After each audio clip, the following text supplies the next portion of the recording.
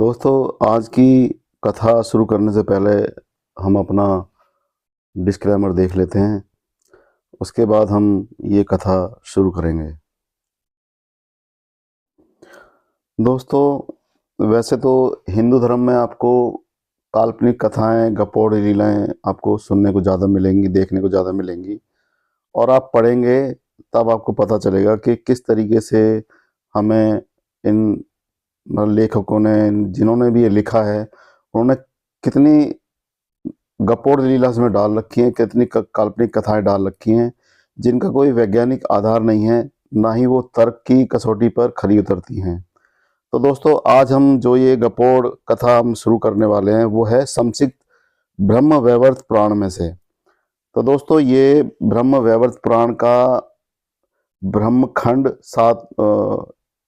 सातवां अध्याय है। ये सातवां पृष्ठ है, पेज नंबर 7 है। तो इसमें है श्री कृष्ण से सृष्टि का आरंभ, नारायण महादेव। ये मैं हेडलाइन लिख रहा हूँ, पढ़ रहा हूँ। श्री कृष्ण से सृष्टि का आरंभ, नारायण महादेव, ब्रह्मा, धर्म, सरस्वती, महालक्ष्मी और प्रकृति यानी दुर्गा का प्रादुर्भाव तथा इन सबके द्वारा पृथक पृथक यानी अलग अलग श्री कृष्ण का स्तवन। अब दोस्तों, ये हेडलाइन है, इसके बाद कथा शुरू होती है। दोस्तों, मैं जानता हूँ कि इतने बड़े बड़े, इतने मोटे मोटे ग्रंथ इन गपोड़ियों ने लिख रखे हैं और इनको पढ़ने में भी डर लगता है, क्योंकि हर इंसान नहीं पढ़ पाता। ये वही खाली इंसान पढ़ पढ़ सकता है जिसके पास बहुत ज़्यादा समय हो, बहुत ज़्यादा मतलब अर्निंग आ रही हो, और वो सिर्फ इसी काम में लगा रहे, तो वो है सिर्फ ब्राह्मण वर्ग। और वही ये लोग पढ़ सकते हैं। दोस्तों, काम धंधे वाले इंसान के पास इतना वक्त ही नहीं है कि वो इतने मोटे मोटे ग्रंथ, इतनी गपोड़ लीलाओं को पढ़ सके। दोस्तों, हम कहीं ना कहीं मतलब हम ये चाहते हैं कि आप ये पाखंड से बचें, आप अंधविश्वास से बचें, और आप ना पढ़ने के कारण सिर्फ इन पर ही आप भरोसा करते रहते हैं। ये अपनी गपोड़ कथा जो भी इन्होंने लिख रखी है वो छुपा के बस अच्छी अच्छी बातें कथाओं में पढ़ के सुनाते रहते हैं, जिससे कि इन पे कोई आँच ना आए और आप कभी पढ़ नहीं पाते, क्योंकि संस्कृत में होती हैं और समय का अभाव भी होता है। लेकिन दोस्तों, अगर आप जिस दिन ये पढ़ने बैठ गए तो आप इनकी गपोड़ लीलाओं पर विश्वास करना बंद कर देंगे। चलिए दोस्तों, मैं इतना ही कहना चाहूँगा, समय मिले तो इनकी गपोड़ लीला, इनकी किताबों को पढ़ें और आपको पता लगेगा कि ये कहीं पर भी एक मत नहीं है, क्योंकि एक लिखने वाला गपोड़ी एक नहीं था। अलग अलग जिसके मन में है जो आया है, यानी कि जो विद्वान था उसने, उसके मन में आया उसने वो लिख दिया। फिर दूसरे विद्वान जो वो अपने आप को ज़्यादा बड़ा विद्वान समझता था, उसने अपने तरीके से लिख दिया। फिर तीसरा कोई था, उसने अपने तरीके से लिख दिया। यानी जिसकी जहाँ पे जैसी दुकान चल रही थी, जिसकी जो मान्यता थी, उसने उसको बड़ा बना दिया। चाहे वो शिव हो, चाहे वो अ, विष्णु हो, चाहे वो ब्रह्मा हो, जिसने जिसको मन किया उसने उसको बड़ा बना दिया। इनकी कथाएं आपस में ही मेल नहीं खाती। अगर मैं कह रहा हूँ ये सारे आपस में मिल जाएं तो मुझे लगता है कि इनकी चुटिया पकड़ हो जाएगी, इनकी आपस में लड़ाई हो जाएंगी। ये कहीं भी एक नहीं है, क्योंकि इनको पता है कि इन्होंने गप पेल रखी है। जितना मन करा उन्होंने खूब दबा के इसके अंदर झूठ, फरेब, धोखा जो मन में डाल सकते थे उन्होंने डाला है। कल्पना जो जिस तरीके से कल्पना की जा सकती थी, वो जो भी सस्ता नशा करके जो लिखने वाला है वो बैठ के लिख रहा था उस टाइम। वो क्योंकि इनके पास तो समय की कमी नहीं थी, कि दान आ जाता था, इनको मांग मांग के मिल ही जाता है। कभी कोई इनको, इन्होंने फैला तो इतना ही रायता इतना फैला रखा था कि लोगों की समझ में नहीं आता, क्योंकि लोग पढ़े लिखे थे नहीं। शूद्र समाज तो बिल्कुल पढ़ा लिखा नहीं था। जो आज के टाइम में ओबीसी समाज है, वो पहले कभी शूद्र समाज, मतलब वही एक शूद्र समाज बोला गया है जो ओबीसी है। ना उन पे इतना समय था, बेचारे किसान थे, मेहनत करने वाले लोग थे, तो वो उनको नहीं पता था। इन्होंने जिस तरीके से उनको बहका दिया, वो लोग बहक गए। जैसे इन्होंने नियम बनाया, वो मानते चले गए, क्योंकि उन बेचारों के पास इतनी शिक्षा नहीं थी, इतना दिमाग नहीं था। जैसे जैसे इन्होंने डराया, वो डरते चले गए। कभी स्वर्ग नरक की बातें, कभी इसकी बातें, कभी उसकी बातें, यहाँ पे चढ़ावा चढ़ाओ, वहां चढ़ावा चढ़ाओ, वो सारा चढ़ावा ये लोग अपने पास रखते थे। तो ये काम धंधा इनके पास था नहीं, बैठ के बस ये वेद पुराण ये लिखने का काम था। तो इन्होंने पूरी अपने वेद पुराणों में गपोड़ लीला लिखी हैं। अब गपोड़ लीला का मैं ये शुरू कर रहा हूँ दोस्तों, और अगर मैं ज़्यादा बातें करूँगा तो हो सकता है वीडियो बहुत लंबी हो जाए, इसलिए हम इसको शुरू करते हैं। दोस्तों, इसमें सोती जी कहते हैं, भगवान ने देखा कि संपूर्ण विश्व शून्य में है, यानी कि बिल्कुल जीरो है, सारा विश्व जीरो है, कहीं कोई जीव जंतु नहीं है, जल का भी अता पता नहीं है, सारा आकाश वायु से रहित और अंधकार से आवृत हो घोर प्रतीत होता है। वृक्ष पर्वत और समुद्र आदि से शून्य होने के कारण विकृताकार विकृताकार जान पड़ता है। मूर्ति धातु शस्य और तृण का सर्वथा अभाव हो गया है। ब्रह्मन जगत को इस शून्यावस्था में देख मन ही मन इन सब बातों की आलोचना करके दूसरे किसी सहायक से रहित, यानी किसी की सहायता नहीं थी, एकमात्र स्वेच्छामय यानी कि अपनी इच्छा से प्रभु ने स्वेच्छा से ही सृष्टि रचना आरंभ की। सबसे पहले उन परम पुरुष श्री कृष्ण, अब दोस्तों यहाँ पे देखो कितनी बड़ी गपोड़ लीला शुरू की है। श्री कृष्ण ने तो मतलब यशोदा के मतलब कोख से जन्म लिया है, तो श्री कृष्ण तो वहां पैदा हुए थे। अब इन्होंने यहाँ मतलब सृष्टि की रचना शुरू करने से पहले इन्होंने श्री कृष्ण को यहाँ दिखा दिया। अब दोस्तों, हम कौन सी बात पे यकीन करें? हम उस बात पे यकीन करें जो यशोदा के टाइम पे जो कृष्ण पैदा हुए थे, वो कृष्ण कुछ कोई और थे, या फिर ये वाले कृष्ण जो इन्होंने यहाँ पे इन्होंने शुरू कर दिया ये गपोड़ लीला, कि ये जो शुरू में सृष्टि की रचना कर रहे हैं ये कृष्ण हैं। तो दोस्तों, किस बात पे यकीन करेंगे? अब यहाँ पे इन्होंने मतलब कहीं ना कहीं अब देखा जाए तो ये गपोड़ लीला ही तो है, क्योंकि ये मथुरा में पैदा कर रहे हैं कृष्ण को, और वो भी मतलब कि यशोदा के मतलब कोख से पैदा कर रहे हैं, कंस को मार रहे हैं वो। दोस्तों, जैसे हम आज तक सुनते आए हैं कि कंस की बहन देवकी थी और उनकी कोख से ही भगवान श्री कृष्ण का जन्म हुआ था, और यशोदा जी ने उनको पाला था। और भगवान कृष्ण जो है मतलब गाय माताओं को लेके मतलब गायों को चराने जाते थे, तो इसलिए उनका नाम गोपाल पड़ा। तो ये बाद की चीजें हैं। और यहाँ पर इन्होंने क्या है कि श्री कृष्ण से सृष्टि की रचना शुरू कर दी है दोस्तों। तो ये पहली गपोड़ लीला यहीं से शुरू हो जाती है।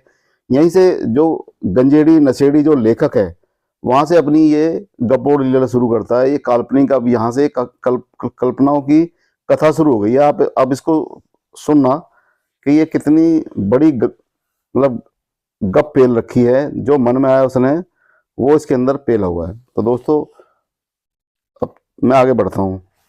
श्री कृष्ण के दक्षिण पार्थ से जगत के कारण रूप तीन मूर्तिमान गुण प्रकट हुए। उन गुणों से महत्व अंडाकार 5 तन्मात्राएं तथा रूप रस गंध स्पर्श और शब्द, ये 5 विषय प्रकट हुए। अब दोस्तों, इन्होंने ये लिख भी तो इस तरीके से रहे थे कि लोग कंफ्यूज हो जाएं। चलिए, 5 तन्मात्राएं तथा रूप रस गंध स्पर्श और शब्द, ये 5 विषय प्रकट हुए। तदंतर श्री कृष्ण साक्षात भगवान नारायण का प्रादुर्भाव हुआ, यानी कि श्री कृष्ण से साक्षात भगवान नारायण का प्रादुर्भाव हुआ। अब दोस्तों, प्रादुर्भाव का अर्थ क्या है? दोस्तों, प्रादुर्भाव बोलते हैं उत्पत्ति होने को। तो ये उत्पत्ति हुई है इनसे, यानी कि उनका प्रादुर्भाव हुआ, यानी कि उत्पत्ति हुई। इनके कहने के अनुसार भगवान नारायण का प्रादुर्भाव हुआ श्री कृष्ण से, यानी पैदा हुए हैं भगवान नारायण, ठीक है, जिनकी अंग कांति श्याम थी, यानी वो सांवले रंग के थे। वे नित्य तरुण पीताम्बरधारी तथा वनमाला से विभूषित थे, यानी कि नित्य तरुण पीताम्बरधारी तथा वनमाला होगी कोई दोस्तों। उनकी 4 भुजाएं थी दोस्तों, यानी कि इंसान 2 भुजाओं के होते हैं वैसे नॉर्मल, पर इनकी 4 भुजाएं थी। उन्होंने अपने 4 हाथों से शंख चक्र गदा और पद्म धारण कर रखे थे। अब दोस्तों, उस टाइम चलो इस शंख तो चलो समुद्र में मिल जाते हैं, अब गदा उस टाइम कहाँ बनती थी, इस टाइम सोच के आप देखिए, ना तो कोई फैक्ट्री थी ना कुछ था, वो गदा कहाँ बनती होगी? पीतल की गदा थी या किसकी गदा थी? सोने की गदा थी? गदा तो यानी एक शस्त्र हो गया गदा तो, चक्र भी एक गदा हो गया। अब वो कौन सी धातु का था ये इन्होंने इसमें नहीं बता रखा, क्योंकि धातु भी बाद में धातु का जो है मतलब कितने, हम जब विज्ञान में पढ़ते हैं तो धातु का जन्म, धातु किस किस कहाँ कहाँ से आई इसके बारे में हम पढ़ते हैं, लेकिन यहाँ पर तो मतलब वो प्रकट हो रहे हैं, यानी कि अब दोस्तों मतलब हम इसको क्या ही कह सकते हैं, बस मान लो, यानी कि इनका कहने का मतलब है आप कुछ पूछो बस सिर्फ मान लो। चलिए ठीक है। गदा और पद्म धारण कर रखे थे, उनके मुखारविंद पर यानी कि उनके चेहरे पर मुस्कान की छटा छा रही थी। वे रत्नमय, रत्नमय का मतलब है रत्न धारण कर रखे थे। अब दोस्तों रत्न का भी मतलब कि अब सृष्टि नहीं थी तो उससे पहले रत्न कहाँ से आ गए, ये सोचने वाली बात है। तो जो लेखक था इससे पता लगता है ना कोई सस्ता भंगेड़ी, कोई नशेड़ी, कोई गंजेड़ी, कोई सस्ता नशा करके बैठा हुआ था। वे रत्नमय आभूषणों से विभूषित थे, यानी कि वो पहले ही सृष्टि की रचना से पहले ही आभूषणों से विभूषित थे।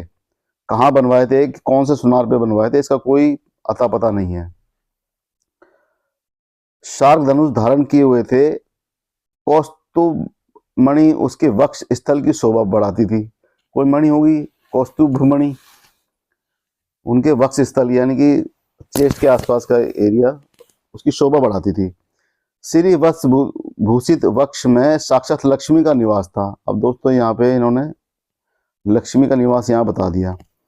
वे श्री निधि अपूर्व शोभा को प्रकट कर रहे थे। शरतकाल की पूर्णिमा के चंद्रमा की प्रभा से सेवित मुख चंद्र के कारण वे बड़े मनोहर जान पड़ते थे। कामदेव की कांति से युक्त, यानी कामदेव की कांति।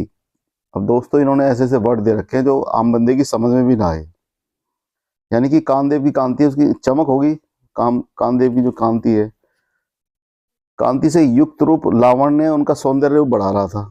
वे श्री कृष्ण के सामने खड़े हो दोनों हाथ जोड़कर उनकी स्तुति करने लगे। अब दोस्तों यहाँ पर श्री कृष्ण के सामने अब ये खड़े होकर करने लगे। नारायण बोले, जो वर श्रेष्ठ वर्ण है, सत्पुरुषों द्वारा पूज्य, वरदायक, वर देने वाले और वर की प्रीति के कारण, जो कारणों के भी कारण, कर्म स्वरूप और उस कर्म के भी कारण हैं, तप जिनका स्वरूप है, जो नित्य निरंतर तपस्या का फल प्रदान करते हैं, तपस्वी जनों में सर्वोत्तम तपस्वी हैं, नूतन जलधर के समान श्याम, स्वर आत्मा राम और मनोहर हैं, उन भगवान श्री कृष्ण की मैं वंदना करता हूँ, जो निष्काम और कामरूप के, कामना के नाशक तथा कामदेव की उत्पत्ति के कारण हैं, जो सर्वरूप सर्वबीज स्वरूप सर्वोत्तम एवं सर्वेश्वर हैं। वेद जिनका स्वरूप है, जो वेदों के बीज, वेदोक्त फल के दाता और फल स्वरूप हैं। ये दोस्तों नारायण कह रहे हैं, मतलब कि कृष्ण से जो पैदा हुए हैं नारायण, वो इनकी गाथा गा रहे हैं ये। चलिए आगे बढ़ते हैं। वेदों के ज्ञाता, उसके विधान को जानने वाले तथा संपूर्ण वेदताओं के शिरोमणि हैं, यानी कि इतनी लंबी चौड़ी फेंक दी उन्होंने। दोस्तों पता नहीं इतनी मतलब कि इतना रस में डुबो के शब्दों को पेश करते हैं कि दोस्तों आम बंदे की समझ में ही ना आए। उन भगवान श्री कृष्ण को मैं प्रणाम करता हूँ, यानी कि अब नारायण जी इनको प्रणाम कर रहे हैं भगवान श्री कृष्ण को। ऐसा कहकर वे नारायण देव भक्ति भाव से युक्त हो उनकी आज्ञा से, यानी श्री कृष्ण की आज्ञा से, उन परमात्मा के सामने रमणीय रत्नमय सिंहासन पर विराज हो गए। जो पुरुष प्रतिदिन एकाग्रित हो तीनों संध्याओं के समय नारायण द्वारा दी गई इन स्तोत्र को सुनता और पढ़ता है, वह निष्पाप हो जाता है। यानी कि दोस्तों वो कितना भी पाप कर ले, बस ये मतलब 3 टाइम इनको पढ़ ले या सुन ले तो वो निष्पाप हो जाता है, उससे सारे पाप धुल जाते हैं। ये एक और गप छोड़ दी इन्होंने, मतलब अगर ऐसा होने लग जाए तो बंदा डेली के डेली लोगों को मारे, लोगों को लूटे और बस इनको सुन ले, नारायण की मतलब जो कथा कहानियां इनको सुन ले और वो निष्पाप हो जाता है।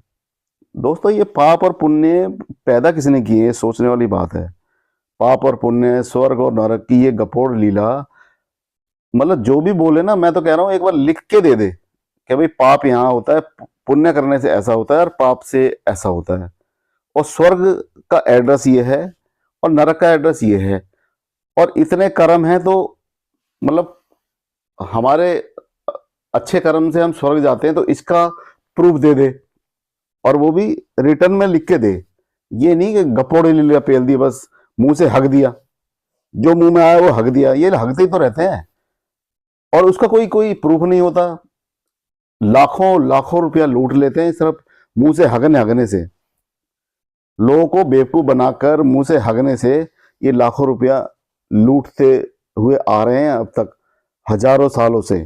दोस्तों आप इनके लूटने की और इनकी मतलब कितने इनकी इस चीज में कितने निपुण हैं कि किसको किस तरीके से लूटना है, किसके दिमाग में कौन सी बात डालनी है, किसको साइकोलॉजिकली किसको कितना प्रेशराइज करना है। ये लोग इतने मतलब निपुण हो गए हैं कि किसी की जेब से किस तरीके से पैसा निकालना ये सब जानते हैं।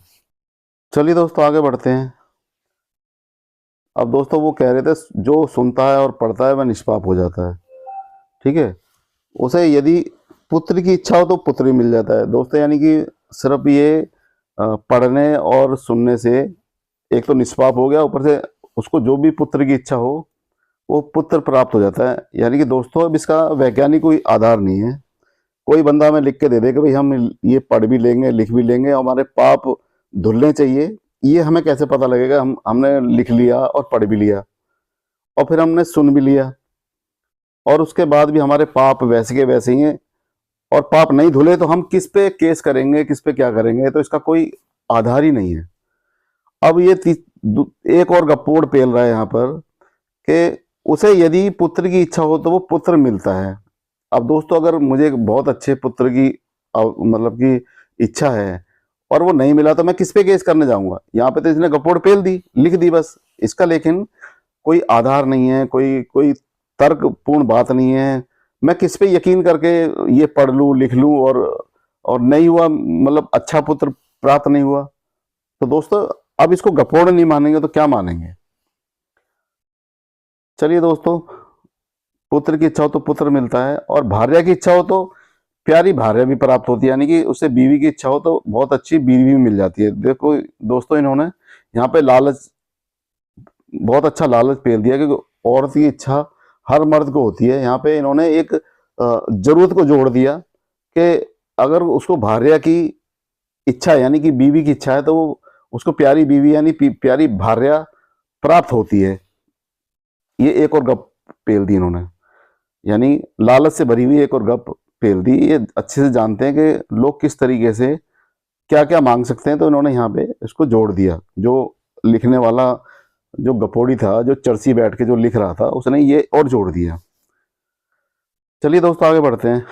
जो अपने राज्य से भ्रष्ट हो गया वह इस स्तोत्र के पाठ से पुनः राज्य प्राप्त कर सकते हैं। यानी कि दोस्तों अब कोई राजा है, सपोज कीजिए कोई राजा है, उसने अपना राज खो दिया है, अगर वो ये जो भी बोल रहे हैं लिख लिया और पढ़ लिया और वो मतलब उसका पाठ कर लिया, उसने पुनः पाठ कर लिया, तो राज्य भी उसको प्राप्त हो जाएगा। अब देखो एक तीसरी गप यहाँ पेल दी, तथा धन से वंचित हुए पुरुष को धन की प्राप्ति हो जाती है।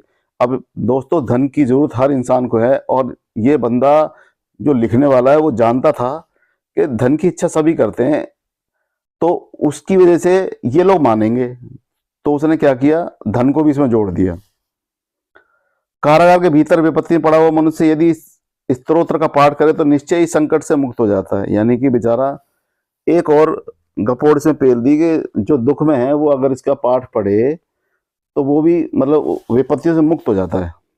अब दोस्तों इसका कोई वैज्ञानिक आधार हो, अगर चलिए मैं करता हूँ, अगर कोई जेल में पड़ा हुआ है और वो मतलब कि वो सोच रहा है कि मैं मेरी कल ही मतलब मुक्ति हो जाए और कल ही छूट जाऊं तो मैं ये पाठ पढ़ लूंगा।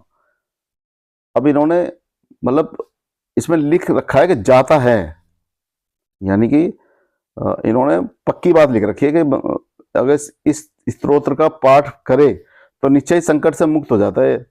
और अगर वो मुक्त नहीं हुआ तो किस पे केस करेगा बंदा, मतलब यानी वो गपोड़ पेलने वाला अपेल पाल के चला गया वो। चलिए दोस्तों, 1 वर्ष तक इसका संयम पूर्वक श्रवण करने से रोगी अपने रोग से छुटकारा पा जाता है। देखो दोस्तों, एक और झूठ। सोती कहते हैं, सौनक जी तत्पश्चात परमात्मा श्री कृष्ण के वामपार्श से भगवान शिव प्रकट हुए। अब वामपार्श क्या होता है दोस्तों, एक मिनट मेरा देख लेता हूँ। दोस्तों, वामपार्श कहते हैं लेफ्ट साइड को, यानी कि लेफ्ट साइड से भगवान शिव प्रकट हुए हैं। उनकी अंग कांति शुद्ध स्फटिक मणि के समान निर्मल एवं उज्जवल थी। उनके 5 मुख थे। अब दोस्तों, यहाँ पर एक और गप पेल दी कि भगवान शिव के 5 मुख थे। कभी रावण के 10 मुख बता देते हैं ये। अब यहाँ पे भगवान शिव के इन्होंने 5 मुख दिखा रखे हैं हमें हर फोटो के अंदर एक ही मुख दिखता है। अभी इसके हिसाब से अगर कोई आर्टिस्ट, कोई चित्रकार अगर कोई फोटो बनाना चाहे कल्पना से, तो 5 मुख कैसे कैसे बनाएगा, सोचो। और कल्पना के आधार पर ही फोटो बनती चली आई हैं, क्योंकि 200 साल पहले कोई फोटो नहीं थी, उसके बाद ही सारी फोटो आई हैं। चलिए दोस्तों, उनके 5 मुख थे और दिशा ही उनके लिए वस्त्र थी, यानी चारों दिशा उनके लिए वस्त्र थी। उन्होंने मस्तक पर तपाए हुए स्वर्ण के समान पीले रंग की जटाओं का भार धारण कर रखा था। अब दोस्तों, हम तो काले रंग देखते हुए हैं भगवान शिव के, यहाँ पर पीले रंग के जटा बता दी। उनका मुख मंद मंद मुस्कान से प्रसन्न दिखाई देता था। अब पीले रंग के भगवान भोलेनाथ दिखा दिए इन्होंने, भगवान शिव। उनके प्रत्येक मस्तक में 3-3 नेत्र थे। अब दोस्तों, 3 मतलब 5 सिर थे और 3-3 नेत्र थे। इन्होंने कितनी बड़ी मतलब फेंकी है दोस्तों, मैं क्या बोलूँ अब, ना आप खुद समझदार हैं, खुद आप भी बुद्धिजीवी होंगे तो इतना दिमाग तो आप भी लगा सकते हैं। चलिए आगे बढ़ते हैं। उनके सिर पर चंद्राकार मुकुट शोभा पाता था। परमेश्वर शिव ने हाथों में त्रिशूल। अब दोस्तों, जब यहाँ पे सृष्टि की रचना हो रही है, अब त्रिशूल के साथ ही वो सिर्फ प्रकट हुए, पैदा नहीं हुए, ना वो बड़े हुए ना कुछ हुए, बस वो मतलब साइड से ही निकल गए, उनके साइड लेफ्ट साइड से निकल गए। दोस्तों, इस पे यकीन किया जा सकता है? आज के समय में हम मान लो हम कहते हैं ये हमारा रूप है, तो एक बाप से अगर बच्चा पैदा हो रहा है, वो भी एक उसकी पत्नी के समागम से बच्चा पैदा हो रहा है, तो उसको बोलते हैं ना ये हमारा रूप है, ये मतलब ये बिल्कुल नैनक्स में हमारे जैसा है, हमारे कर मतलब कि आदतों में ऐसा है, तो ये हमारा ही अवतार है, हमारे रूप है। तो ये तो सच्चाई नजर भी आती है। यहाँ पर तो बस मतलब जो गपोड़ी था लिखने वाला, उसने जो मन में आया बस कल्पना कर दी, और मानना पड़ेगा, क्योंकि भाई लिखा भी तो किसी ब्राह्मण ने, तो मानना पड़ेगा, क्योंकि वो तो कुछ भी पेल दें। इसी वजह से तो इन लोगों ने कभी ओबीसी समाज, किसी को SC ST समाज को पढ़ने नहीं दिया। क्योंकि दोस्तों, आज पढ़ लिख रहे हैं, आज तो हम लोग इन पे सवाल कर रहे हैं, सवाल उठा रहे हैं। यही चीज पहले ना हो जाए, इसीलिए इन्होंने मतलब पढ़ने का अधिकार नहीं दिया, सुनने का भी अधिकार नहीं था। अगर सुन भी लेता था तो उसके कान में शीशा पिघला के या फिर सरसों का तेल उबाल के डाल देते थे, जिससे कि समाज के अंदर इतना डर बैठ जाता था। कोई मतलब शूद्र को सुनने का भी अधिकार नहीं था, पढ़ने का अधिकार तो था ही नहीं, सुनने का भी अधिकार नहीं था। क्योंकि अगर सुनेंगे पढ़ेंगे तो सवाल भी करेंगे, और इनकी गप्पों पे सवाल भी उठाएंगे। वही चीज आज हो रही है। तो ये जो युग है, जो ये युग ओबीसी और SC ST समाज के लिए स्वर्ण युग है, उसको ये लोग कलयुग बोलते हैं, क्योंकि इसमें शूद्र पढ़ लिख रहा है, बहुत बड़ा बड़ा IAS IPS पद पे जा रहा है। तो ये लोग नहीं चाहते, ये सब ये चाहते हैं कि ये हमारी सेवा में लगा रहे, ये पढ़े लिखे नहीं। तो दोस्तों, इसलिए इस युग को ये कलयुग बोलते हैं, इसको सबसे गंदा युग बोलते हैं ये आज के समय में। चलिए दोस्तों, आगे बढ़ते हैं। परमेश्वर शिव ने हाथों में त्रिशूल, पट्टिस और जपमाला ले रखी थी। वे सिद्ध तो हैं ही, संपूर्ण सिद्धों के ईश्वर भी हैं, योगी के गुरु भी हैं, मृत्यु की मृत्यु भी हैं, मृत्यु के ईश्वर हैं, मृत्यु स्वरूप हैं और मृत्यु पर विजय पाने वाले मृत्युंजय हैं। वे ज्ञान आनंद रूप महाज्ञानी, महान ज्ञानदाता तथा सबसे श्रेष्ठ हैं। पूर्ण चंद्रमा की प्रभा से धुले हुए से गौरव वर्ण शिव का दर्शन सुखपूर्वक होता है। उनकी आकृति मन को मोह लेती है। ब्रह्म तेज से जाज्वल्यमान भगवान शिव वैष्णवों के शिरोमणि हैं। प्रकट होने के पश्चात श्री कृष्ण के सामने खड़े हो भगवान शिव ने हाथ जोड़कर उनका स्तवन किया। अब दोस्तों यहाँ पर ही देखो एक कठिन शब्द पेल दिया, स्तवन। चलो इसका भी बताता हूँ मैं आपको। दोस्तों स्तवन का मतलब है कि स्तुति करना, यानी कि अब भगवान शिव यहाँ पर प्रकट होने के बाद भगवान श्री कृष्ण के सामने भगवान शिव हाथ जोड़कर खड़े हो गए। दोस्तों मतलब यहाँ पर अब कितनी बड़ी बेइज्जती यहाँ पे भगवान शिव की इन्होंने कर दी। भगवान शिव इनके सामने हाथ जोड़ के खड़े हुए हैं श्री कृष्ण के, और उनकी स्तुति कर रहे हैं, यानी उनका स्तवन किया। उस समय उनके संपूर्ण अंगों में रोमांच हो गया था। नेत्रों से अश्रु झर रहे थे, यानी भगवान शिव के नेत्रों से अश्रु झर रहे थे और उनकी वाणी अत्यंत गदगद हो रही थी। महादेव जी बोले, जो जय के मूर्तिमान रूप, जय देने वाले, जय देने में समर्थ, जय की प्राप्ति के कारण तथा विजय दाताओं में सर्वश्रेष्ठ हैं, उन अपराजित देवता भगवान श्री कृष्ण की मैं वंदना करता हूँ। अब दोस्तों देखो कितनी लंबी गप छोड़ी है यहाँ पर, यानी भगवान शिव जो है, महादेव जी ये बोल रहे हैं कि मैं श्री कृष्ण की वंदना करता हूँ। अब यहाँ पे कितनी भगवान भोलेनाथ की कितनी बड़ी बेइज्जती, महादेव की कितनी बड़ी बेइज्जती की है उन्होंने। संपूर्ण विश्व जिनका रूप है, जो विश्व के ईश्वरों के भी ईश्वर हैं, विश्वेश्वर, विश्व कारण, विश्वधार, विश्व के विश्वास भाजन तथा विश्व के कारणों के भी कारण हैं, उन भगवान श्री कृष्ण की वंदना करता हूँ। अब दोस्तों यहाँ पर कितनी मतलब कहाँ कहाँ से शब्द लाते थे। मतलब दोस्तों आप अगर पढ़ोगे ना, आपको इस चीज का एहसास होगा इन्होंने कितनी गपोड़, इतनी मोटी मोटी किताबों में सिर्फ गपी कप मिलेगी आपको। कुछ भी मतलब किसी भी उसका आधार नहीं है, जो मन में आया वो भर भर के इन्होंने गपोड़ पेली है, भर भर के मतलब जो शब्द समझ में आया इन्होंने पेल दिया। और इतनी लंबी लंबी चौड़ी चौड़ी फेंक रखी है, इतनी इतनी कल्पनाएं कर रखी है, इतनी इतनी तारीफों के एक शब्द से नहीं कई कई शब्दों से मतलब उसको वो कर रखा है सिर्फ भरने के लिए, इतना मोटा करने के लिए, मेरी समझ से बाहर है। चलिए दोस्तों,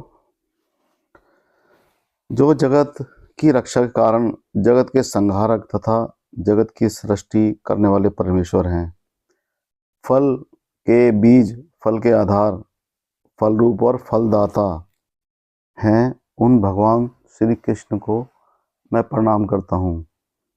जो तेज स्वरूप, तेज के दाता और संपूर्ण तेजस्वियों में श्रेष्ठ हैं, उन भगवान गोविंद की मैं वंदना करता हूँ। यानी कि महादेव जी ऐसा कह रहे हैं। ऐसा कहकर महादेव जी ने भगवान श्री कृष्ण को मस्तक झुकाया और उनकी आज्ञा से श्रेष्ठ रत्नमय सिंहासन पर नारायण के साथ वार्तालाप करते हुए बैठ गए।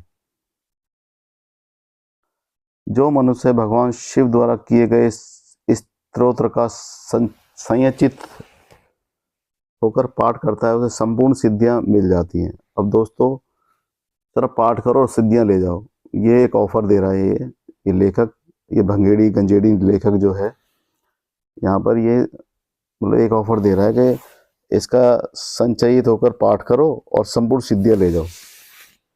अब दोस्तों इस बात पर कितना यकीन आप करोगे, मैं तो कह रहा हूँ मेरे को चाहिए सिद्धियां, लेकिन लिखित में दे दे कोई भी हो ना, कोई बहुत बड़ा मतलब अपने आप को मतलब पंडित बोलता हो, अपने आप को भगवान का भक्त बोलता हो, मैं उसको 1 लाख रुपए इनाम दूंगा अगर वो मुझे सिद्धियां दे देता है तो। चलिए दोस्तों, सिद्धियां मिल जाएंगी अगर संपूर्ण सिद्धियां मिल जाती हैं अगर वो पाठ कर लेता है, और पग पग पर विजय प्राप्त होती है।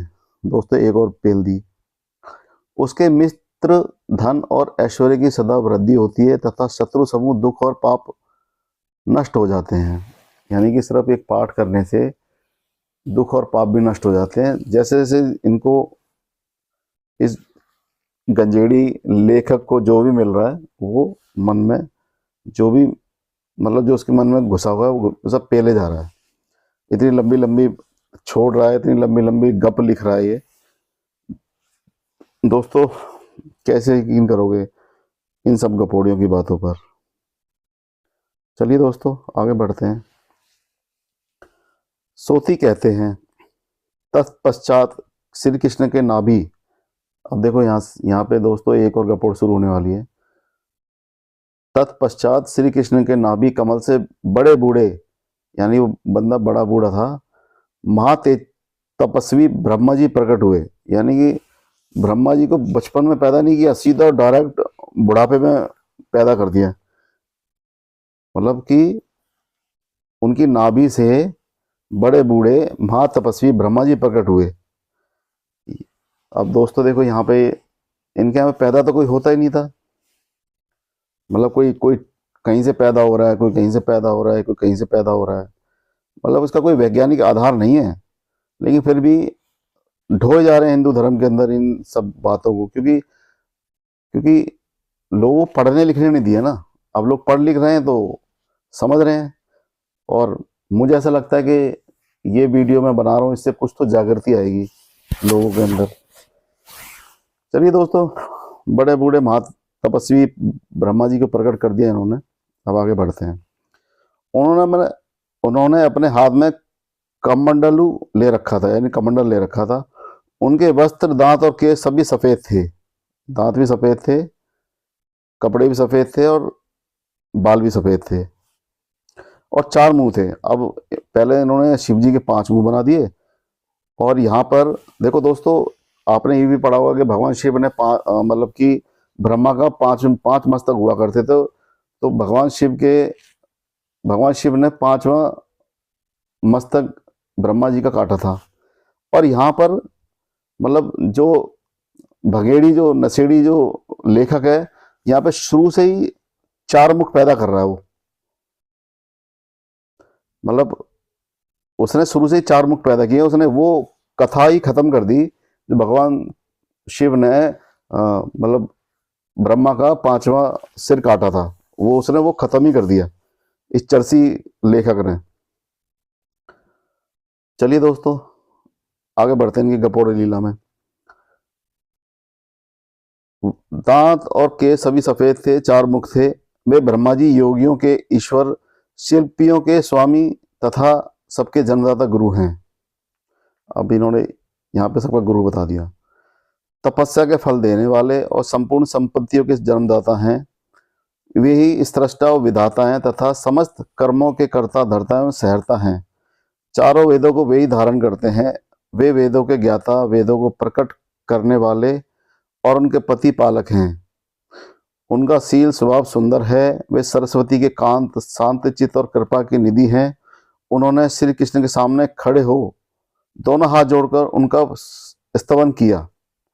स्तवन मतलब स्तुति। दोस्तों पहले भी आपको बताया था कि स्तवन का मतलब स्तुति, यानी कि ब्रह्मा जी जो हैं श्री कृष्ण के सामने खड़े होकर हाथ जोड़कर उनकी स्तुति कर रहे हैं। उस समय उनके संपूर्ण अंगों में रोमांच हो गया था तथा उनकी ग्रीवा भगवान के सामने भक्तिभाव से झुकी हुई थी। ग्रीवा सिर होगा जिस हिसाब से लिखा हुआ है, क्योंकि शब्दों का ही फेर फेर कर रखा है इन लोगों ने। ब्रह्मा जी बोले, जो तीनों गुणों से अतीत और एकमात्र अविनाशी परमेश्वर है, जिनमें कभी कोई विकार नहीं होता, जो अव्यक्त और व्यक्त रूप हैं तथा गोप वेश धारण करते हैं, उन गोविंद श्री कृष्ण की मैं वंदना करता हूँ, जिनकी नित्य किशोरावस्था है।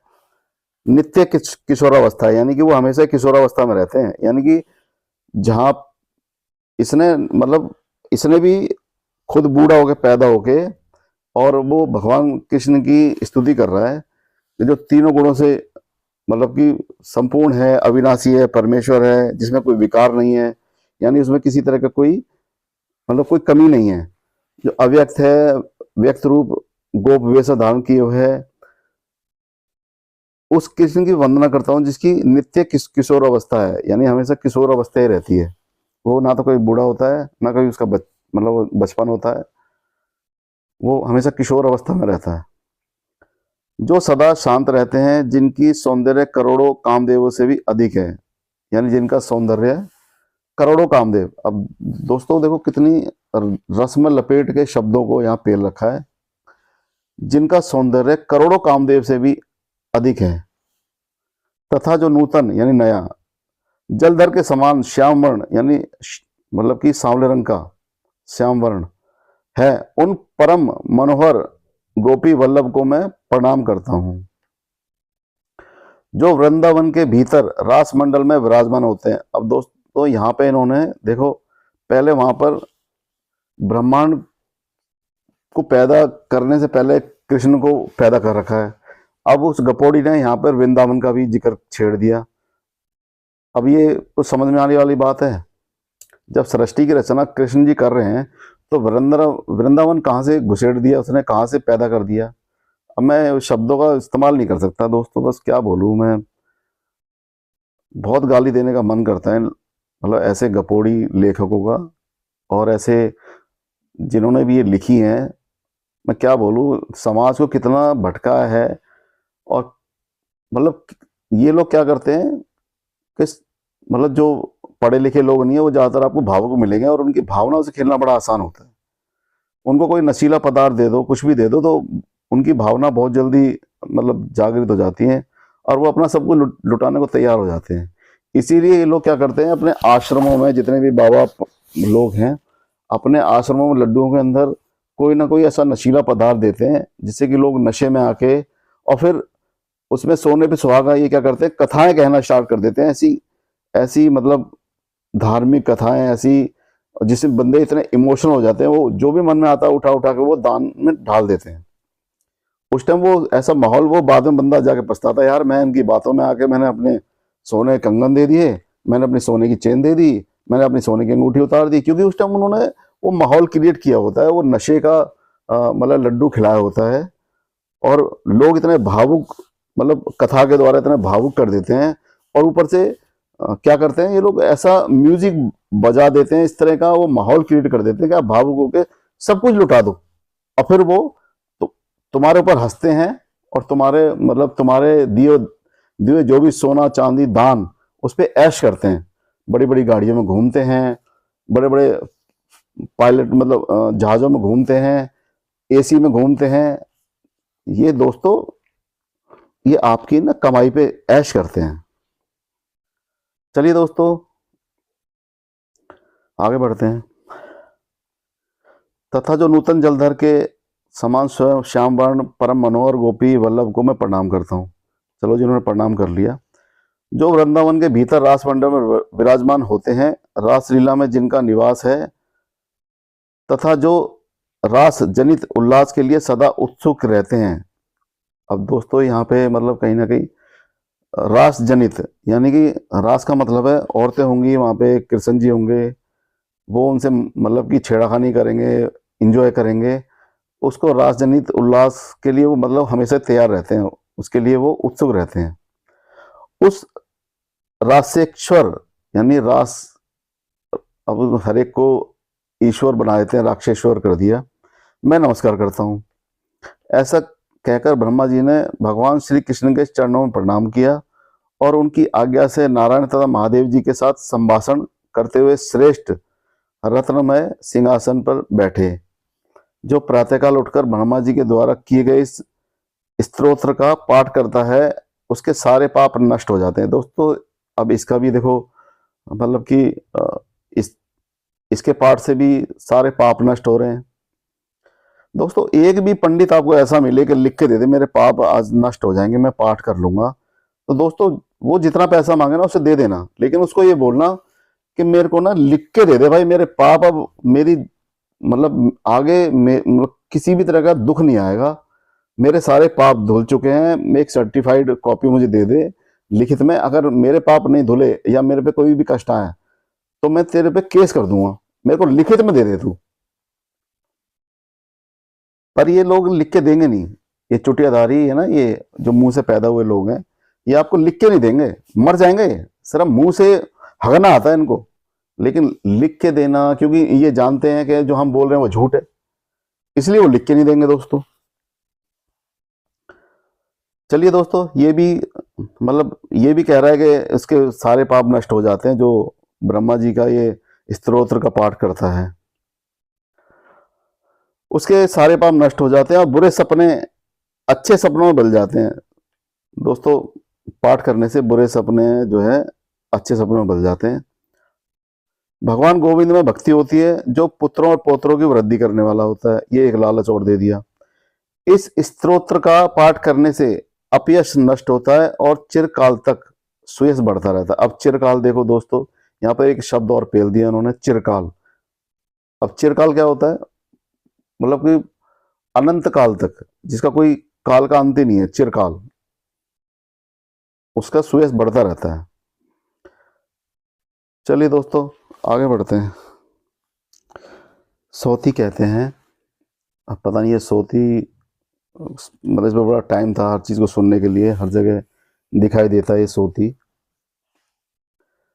सोती कहते हैं, तत्पश्चात परमात्मा श्री कृष्ण के वक्ष स्थल से कोई एक पुरुष प्रकट हुआ। दोस्तों, अब यहाँ पे वक्ष स्थल से मतलब लोग तो योनि से पैदा होते हैं, यहाँ पे वक्षों से निकल रहा है बंदा, मतलब पैदा नहीं हो रहा है, प्रकट हो रहा है। ये प्रकट होना ही मतलब यहाँ पे बड़ा खतरनाक है। जहाँ से मन करे, आज तक हमारे सामने कोई प्रकट नहीं हुआ, ना हमारे बाप दादाओं के सामने कोई प्रकट हुआ, ना उनके बाप दादाओं के सामने कोई प्रकट हुआ। क्योंकि कोई सच में होगा तो प्रकट होगा। लिखने में क्या जा रहा है? मैं अभी यहाँ पे लिख दूं कि मैं मतलब कि यहाँ पे डायनासोर प्रकट हुआ था और आगे फिर अंतर ध्यान हो गया, तो दोस्तों ये मतलब कि अवैज्ञानिक बात है, इस पे भरोसा नहीं किया जा सकता। चलिए दोस्तों, इनकी कपोड़ लीला में आगे बढ़ते हैं। वक्ष स्थल से कोई एक पुरुष प्रकट हुआ जिसके मुख पर मंद मुस्कान की छटा छा रही थी। उसकी अंग कांति श्वेत वर्ण की थी और उसने अपने मस्तक पर जटा धारण कर रखी थी। वह सबका साक्षी, सर्वज्ञ तथा सबके समस्त कर्मों का दृष्टा था। उसका सर्वत्र संभाव था। उसके हृदय में सबके प्रति दया भरी थी। वह हिंसा और क्रोध से सर्वथा अछूता था। उसे धर्म का ज्ञान था। वह धर्म स्वरूप, धर्मिष्ठ तथा धर्म प्रदान करने वाला था। वहीं धर्मात्माओं में धर्म नाम से विख्यात है। अब दोस्तों, यहाँ पे धर्म मतलब जो हम धर्म मानते हैं उसको एक मनुष्य मतलब दिखा रखा है यहाँ पर। ये जिसको भी चाहते हैं नदी को मतलब औरत बना देते हैं, पहाड़ को देवता बना देते हैं, पहाड़ को समुद्र को आदमी बना देते हैं। मतलब जहाँ पे इनका मन करता है, कभी पेड़ों को आदमी बना देते हैं, कभी जिसको भी मन करता है वो कुछ भी बना देते हैं। कल को तो ये घर में रखी हुई अलमारी को भी बोलेंगे भाई तू मतलब कि निकल के बाहर आ, नहीं तो मैं तुझे नष्ट कर दूंगा, जला दूंगा। लेकिन ऐसा होता नहीं है। चलो दोस्तों, धर्म के नाम से विख्यात है। परमात्मा श्री कृष्ण की कला से उसका प्रादुर्भाव हुआ है। श्री कृष्ण के सामने खड़े हुए उस पुरुष ने पृथ्वी पर दंड की भांति पड़कर प्रणाम किया और संपूर्ण कामनाओं के दाता उन सर्वेश्वर परमात्मा का स्तवन आरंभ किया। यानी कि उसने स्तुति की और दंडवत प्रणाम भी कर दिया। अब यहाँ पे धर्म बोल रहे हैं। धर्म बोले, जो सबकी ओर आकर्षित करने वाले सच्चिदानंद स्वरूप हैं, इसलिए कृष्ण कहलाते हैं। सर्वव्यापी होने के कारण जिनकी विष्णु संज्ञा है। अब दोस्तों देखो क्या कह रहा है वो, कृष्ण भी कहलाते हैं और सर्वव्यापी होने के कारण जिनकी विष्णु संज्ञा है। सबके भीतर निवास करने से जिनका नाम वासुदेव है, जो परमाता एवं ईश्वर है। गोविंद परमानंद एवं अक्षर अच्युत, गोपेश्वर गोपीश्वर, गोप गौरक्षक, विभु गौ के स्वामी, गोष्ठ निवासी, गौवत्स, पुच्छधारी, गोपों और गोपियों के मध्य विराजमान, प्रधान पुरुषोत्तम, नवघनश्याम, रामवास और मनोहर आदि नाम धारण करते हुए। मतलब दोस्तों, इतनी लंबी गप लिखने के लिए भी कितना समय चाहिए होगा। और कितना शब्दों में निपुण बंदा होगा जो इतने लंबी लंबी गप्पों को पेल देता है, जितनी इतने शब्दों का रस में डुबो डुबो के जो ये लिख रहा है। मतलब मैं क्या ही बोलूं दोस्तों, ज्ञानी तो वो होगा ही, ऑब्वियस सी बात है, वो इतने बड़ा लेखक रहा होगा जो इतने जो लिख रहा है, जो लोगों को बेवकूफ बना रहा है, तो वो तो मतलब सोची समझी साजिश ही बोल सकते हैं। जो इतने शब्दों को पिरो रहा है, देखो दोस्तों, जैसे माला के अंदर पिरोते हैं ना, जबरदस्ती के शब्द घुसेड़ रखे हैं इसमें।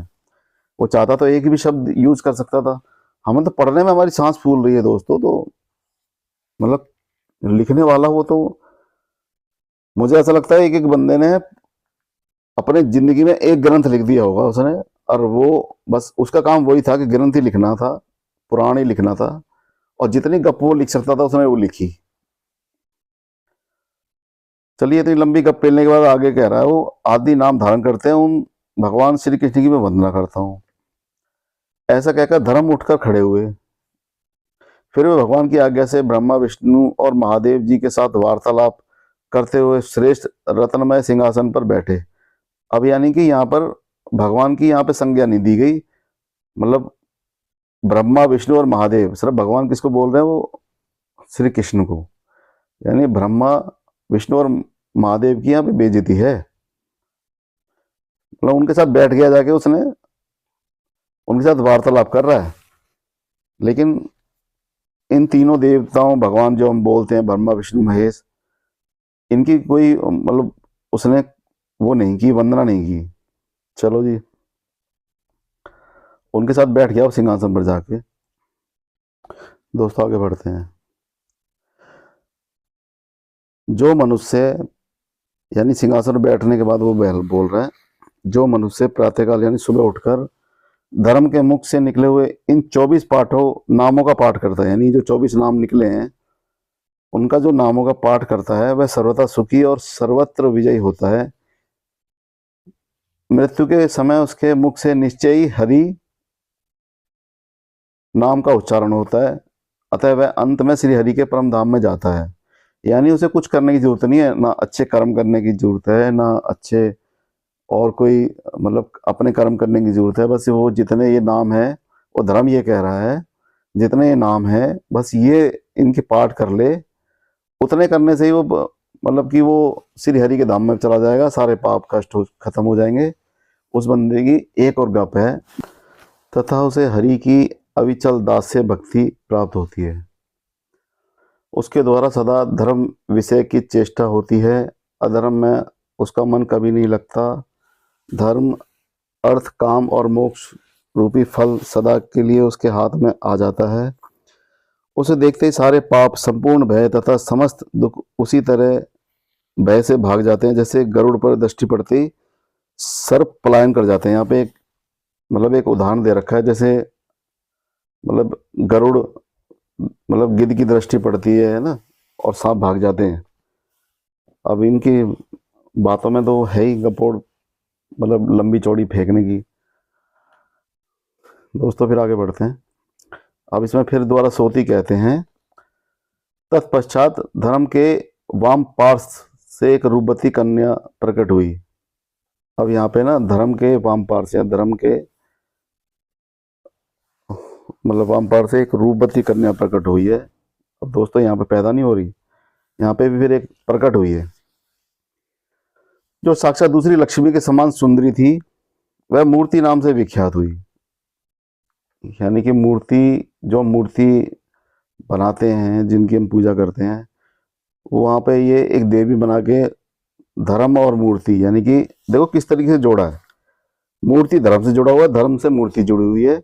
और यहाँ पे उसको किस तरीके से मतलब एक्सप्लेन कर रहे हैं कि भाई धर्म के मतलब शरीर से एक रूपवती कन्या प्रकट हुई, साक्षात दूसरी लक्ष्मी के समान थी, और वह मूर्ति नाम से विख्यात हुई। यानी कि ये जो मूर्तियां हैं ना, जैसे समुद्र को आदमी बनाए थे, पर्वत को आदमी बनाए थे, पेड़ को आदमी बनाए थे, यहाँ पर उस मूर्ति को भी इन्होंने एक औरत बना दिया। तो ये बहुत बड़ी गप्पे ली इन्होंने। वह मूर्ति नाम से विख्यात हुई। तदंतर परमात्मा श्री कृष्ण के मुख से एक शुक्ल वर्ण वाली देवी प्रकट हुई। अब इन्होंने फिर एक और देवी प्रकट कर दी है। अब मुंह से पैदा करिए। अब दोस्तों कहाँ का योनि बनी होती है इनकी, मतलब कोई हाथ से पैदा हो रहा है, कोई पैर से पैदा हो रहा है, अब यहाँ पे मुंह से पैदा कर दिया है श्री कृष्ण के। और ये मतलब पैदा नहीं हो रहा, असलियत नहीं है ये, सिर्फ क्या है जो गंजेड़ी भंगेड़ी जो लेखक है ना, जो चरस पी के बैठ के जो लिख रहा था वो पैदा करे जा रहा है। अब श्री कृष्ण के मुख से एक शुक्ल वर्ण वाली देवी प्रकट हुई जो वीणा और पुस्तक धारण करने वाली थी। वह करोड़ों पूर्ण चंद्रमाओं की शोभा से संपन्न थी। उसके नेत्र शरत काल के प्रफुल्ल कमलों का सौंदर्य धारण करते थे। उसने अग्नि में शुद्ध किए हुए उज्जवल वस्त्र धारण कर रखे थे। अब दोस्तों मेरे को तो ये समझ में नहीं आ रही कि कपड़े बनने तो कितने सालों बाद मतलब कि शुरू हुआ था, फैक्ट्रियां बनी हैं, सूत काटते थे लोग, सूत बनाते थे, तब जाके मतलब कपड़े बनने स्टार्ट हुए, और इन्होंने पहले ही प्रकट कर रखे हैं। तो दोस्तों इन सब बातों से ये पता लगता है कि जैसे कि मैं मतलब कि आज अगर मैं कुछ भी लिखना स्टार्ट कर दूं और आज की वस्तुओं को मैं उसमें डाल रहा हूं और नाम ले दूं मैं करोड़ों साल पहले का, तो ये मेरी गपोड़ लीला ही तो होगी। मैं लिख आज रहा हूं और नाम ले दूं मैं, भाई मैंने 6 करोड़ वर्ष पहले मैंने ये ग्रंथ लिखा था या फिर सृष्टि की रचना हुई थी। अब दोस्तों कहीं पर भी आप एक चीज देखो, मतलब इतने बड़े बड़े जीवाश्म मिलते हैं, इतने बड़े बड़े उनके वो मिलते हैं, डायनासोर के इतने बड़े बड़े कंकाल मिलते हैं, उनकी अस्थियां मिलती हैं।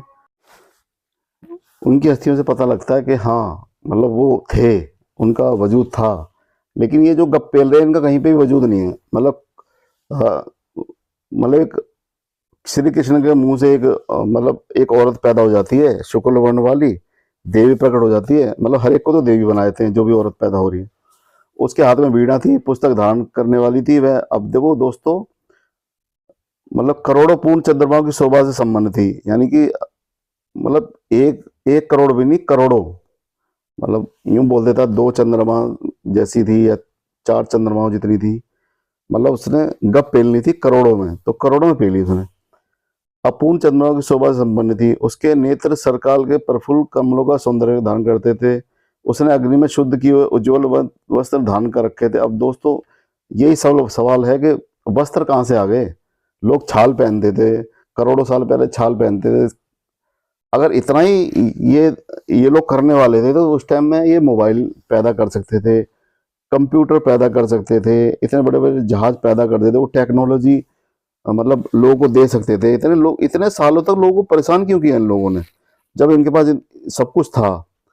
भाई प्रकट करने वाली ये सब कुछ था, तो मतलब ये चाहते तो मोबाइल फोन तो कई कई करोड़ों साल पहले मतलब 1000 साल पहले ही पैदा कर सकते थे, जब से ये पैदा हुए थे।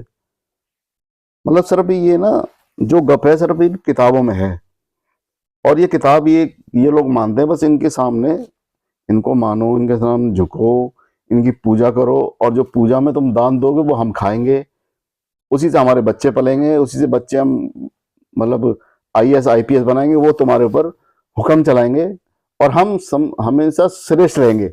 हम देव हैं, हम ही देवता हैं, ब्राह्मण मतलब सबसे ऊपर है, सबसे पूजनीय है, बाकी सब बेवकूफ हैं और शूद्रों को पढ़ने का अधिकार नहीं है। ये तो आप ये मान के चलिए, आज के टाइम में हम संविधान को मानते हैं और संविधान हमें सभी को पढ़ने की इजाजत देता है, अधिकार देता है। नहीं तो इनकी मनुस्मृति के अंदर तो शूद्रों को पढ़ने का भी अधिकार नहीं था। पहले इन्होंने, आप अगर अपने मतलब पूर्वजों को देखेंगे ना तो ज्यादातर आपको अनपढ़ मिलेंगे। ये तो कहीं ना कहीं 200 साल पहले कुछ अंग्रेज आ गए, उन्होंने इनकी बातों को नहीं माना तो उन्होंने लोगों को पढ़ाया।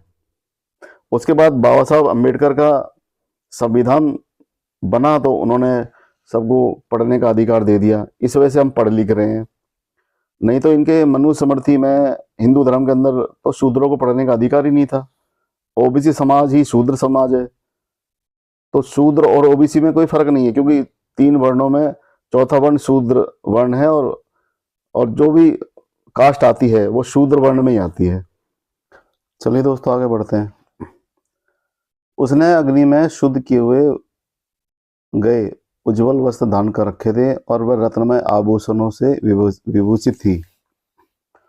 यानी वो देवी जो प्रकट हुई थी, उन्होंने वो वस्त्र, बड़े वस्त्र धारण कर रखे थे और रत्नमय आभूषणों से विभूषित थी। उसके मुख पर मंद मंद मुस्कुराहट छा रही थी। दंत पंक्ति बड़ी सुंदर दिखाई देती, यानी कि दांत है ना बड़े अच्छे थे।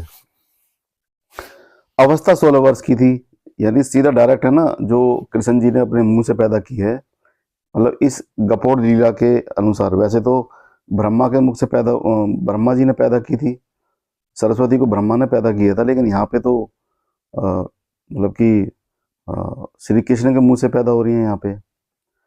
और अवस्था सीधा डायरेक्ट उन्होंने 16 वर्ष की पैदा की है, मतलब उसको बच्चा या किशोरावस्था वो नहीं की, सीधा डायरेक्ट 16 वर्ष की। चलिए दोस्तों,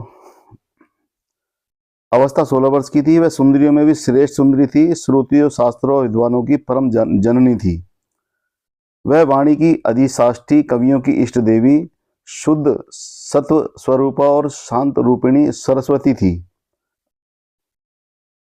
देख रहे दोस्तों, शांत रूपिणी सरस्वती थी, यानी ये कल्पनाओं में चल रहा है सब। ये मुंह से पैदा हुई, कहीं पे ब्रह्मा के, मतलब ब्रह्मा पैदा कर देते हैं और कहीं पे ये कृष्ण जी पैदा कर रहे हैं। तो इसमें ये ब्रह्म वैवर्त पुराण में कृष्ण जी के मुंह से पैदा हो रही हैं। अब यहाँ पे मतलब कितनी बड़ी गपोड़ है यहाँ पे, ये देखिए आप। तो ये सरस्वती थी। गोविंद के सामने खड़ी होकर पहले तो उसने वीणा वादन के साथ उनके नाम और गुणों का सुंदर कीर्तन किया, यानी डायरेक्ट पैदा हुई, ना उसने चलना सीखा, ना उसने गाना सीखा, ना कहीं से शिक्षा सीखी। बस उसे जो भी था वो मतलब कि पहले इंस्टॉल होके आई थी। जैसे इंस्टॉल होके आते हैं ना कई बार एप्लीकेशन, आजकल मोबाइल में कंपनी इंस्टॉल करके भेजती है, ऐसी सरस्वती के अंदर ये सारी कलाएं इंस्टॉल हो गया, मतलब पैदा हुई हैं दोस्तों। अब ये मतलब इसीलिए हम गपोड़ लीला बोलते हैं। कहीं पर भी ये तर्क की कसौटी पर उतरने वाली ये किताबें हैं नहीं। ये सिर्फ ये भगेड़ी नशेड़ी चरसी किसी मतलब किसी लेखक ने लिख रखी है, ये सिर्फ लोगों को ठगने के लिए। चलिए दोस्तों, तो उन्होंने ये गुणों का कीर्तन किया, वो नाचने लगी, वह नृत्य करने लगी। श्री हरि ने प्रत्येक कल्प के युग युग में जो लीलाएं की हैं उन सब का गान करते हुए सरस्वती ने हाथ जोड़कर स्तुति की। अब दोस्तों यहाँ पे सोचने वाली बात है, यहाँ पे श्री कृष्ण जी मतलब सबको पैदा कर रहे हैं। अब लीला जो की थी वो कब की थी, यानी जब वो शुरू ही वहां से हो रहे हैं तो लीलाओं का तो मतलब ही नहीं है। अब जो इसमें बता रही है कि भाई प्रत्येक कल्प में युग युग जो लीलाएं की हैं, अब ये कोई भी कह सकता है कि भाई जब कृष्ण जी पूरी उसको सृष्टि को रच रहे हैं, सबको पैदा कर रहे हैं, तो लीलाएं कब कब मैं कर दी उन्होंने। और वो मतलब गाथाएं कहाँ से गा रही है वो सरस्वती। तो ये मतलब कि साफ पता लग रहा है कि पूरी गपोड़ लीला है, जिसका जहां से मन कर रहा है वो उस कथा को वहां से स्टार्ट कर रहा है। चलिए दोस्तों, आगे बढ़ते हैं इस गपोड़ लीला में। उन सबका गान करते हुए सरस्वती ने हाथ जोड़कर उनकी स्तुति की। सरस्वती बोली, जो रासमंडल के मध्य भाग में विराजमान है, रास और उल्लास के लिए सदा उत्सुक रहने वाले हैं, यानी कि वो उसमें हमेशा उत्सुक रहते हैं। कहने का मतलब ये है, वो ऐसे देव हैं कि जो हमेशा रासोल्लास में वो सदा खुश रहते हैं, उत्सुक रहते हैं, हमेशा ही उनको रासलीला की इच्छा रहती है। तो वो उत्सुक रहने वाले हैं, रत्न सिंहासन पर आसीन हैं, रत्नमय आभूषणों से विभूषित हैं, रासेश्वर एवं श्रेष्ठ रास करता है। देखो इसमें कह रहे हैं श्रेष्ठ रास करता है। रास करता क्या है, मतलब सेक्सुअली, मतलब हरकतें करना। रासलीला की मीनिंग क्या है, औरतें हों, बहुत सारी औरतें हों और एक कृष्ण जी बीच में आके गोपियों के संग रास रचा रहे हैं, मतलब वो एक रासलीला है। आज के टाइम में अगर आम इंसान कर बैठे तो समाज उसकी पिटाई कर दे, कोई अपनी बेटी के साथ छेड़ने तक ना दे, लेकिन यहाँ पे ये रास रचते हैं। इन्हीं की कृपा से ही तो ये आसाराम बापू जैसे रास रचा रहे हैं। चलिए, राधेश्वर में श्रेष्ठ हैं, रास करता है, राधेश्वर राधा के प्राण वल्लभ हैं। अब ये सरस्वती कैसे पता लग गया कि राधा के प्राण वल्लभ हैं? राधा के अधिष्ठाता देवता हैं तथा रासलीला द्वारा मनोविनोद करने वाले हैं। मनोविनोद है, मन का विनोद का मतलब है कहीं ना कहीं मनोरंजन करने वाले हैं। उन भगवान गोविंद की मैं वंदना करती हूँ जो रास लीला जनित श्रम से थक गए हैं, प्रत्येक रास में विहार करने वाले हैं तथा रास के लिए उत्कंठित हुई गोपियों के प्राण वल्लभ हैं। अब देख रहे हो दोस्तों, रास के लिए उत्कंठित यानी रास के लिए मतलब कहीं ना कहीं उनके मन में बड़ी इच्छा है। गोपियों के प्राण वल्लभ हैं यानी उनके प्राण वल्लभ हैं, उनके पति कह लो या उनके नायक कह लो, प्राण उनके प्राण है, प्राण वल्लभ हैं। उन शांत मनोहर श्री कृष्ण को मैं प्रणाम करती हूँ। यूं कहकर प्रसन्न मुख वाली सती सरस्वती ने भगवान को प्रणाम किया और सफल मनोरथ हो उनकी आज्ञा से श्रेष्ठ रत्नमय सिंहासन पर बैठी। अब दोस्तों फिर आगे एक और गप पेल रहा है ये। जो प्रातः काल उठकर वाणी द्वारा किए गए इस स्तोत्र का पाठ करता है वह सदा बुद्धिमान, धनवान, विद्वान और पुत्रवान होता है। यहाँ पे एक और लालच दे दिया कि जो इस पाठ का स्तोत्र पाठ करता है यानी वह सदा बुद्धिमान, धनवान और विद्वान, पुत्रवान होगा। यहाँ पे ये मतलब कि एक लालच पकड़ा दिया। चलिए दोस्तों आगे बढ़ते हैं।